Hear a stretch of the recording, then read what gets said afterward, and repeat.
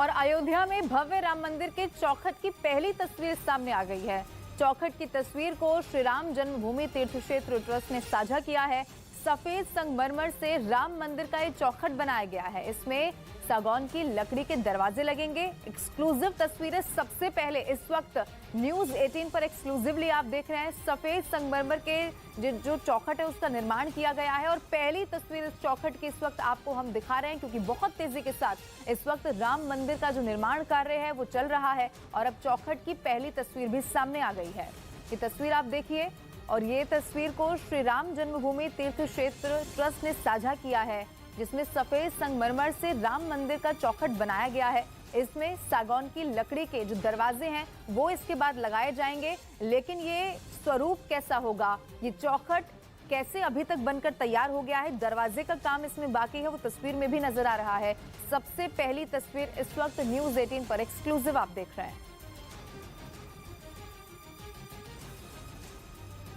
Greece की राजधानी Athens में पिछले महीने हुई अब तक की सबसे भीषण रेल दुर्घटना में मौत मामले में हड़ताल कर रहे प्रदर्शनकारियों और पुलिस के बीच हाथापाई हो गई।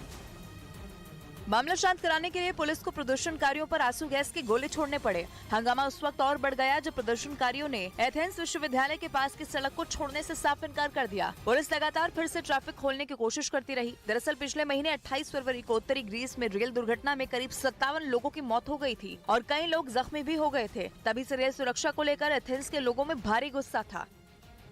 अमेरिका ने रूस के व्यापारी अर्चुमुसिस की प्रत्यर्पण की कोशिश तेज कर दी, क्योंकि उसे शक है कि रूस के व्यापारी ने अमेरिका में बनी चिप रूस की रक्षा कंपनियों को दी है, जिनकी मदद से रूस लगातार खतरनाक हथियार बना रहा है। जबकि पश्चिमी देशों ने रूस पर कई तरह के बैन लगाए हुए हैं, जिनमें हाईटेक हथियारों, मिसाइलों, ड्रोन और पनडुब्बियों में लगने वाली चिप पर लगा बैन भी शामिल है। लेकिन रूस पर इस बैन का कोई असर ही नहीं पड़ा, क्योंकि वो हथियारों का प्रोडक्शन करता रहा। अमेरिका को शक है कि ऐसा रूस के व्यापारी अर्चुमुसिस की वजह से हुआ, क्योंकि उन्होंने अमेरिका से चिप चुराकर रूस की रक्षा कंपनियों को दे दी और रूस की कंपनियां धड़ल्ले से हथियारों का प्रोडक्शन करती रहीं। अमेरिका ने दावा किया कि अमेरिका से रूस तक एक नेटवर्क बनाया गया है जो लगातार रूस तक चिप पहुंचा रहा है।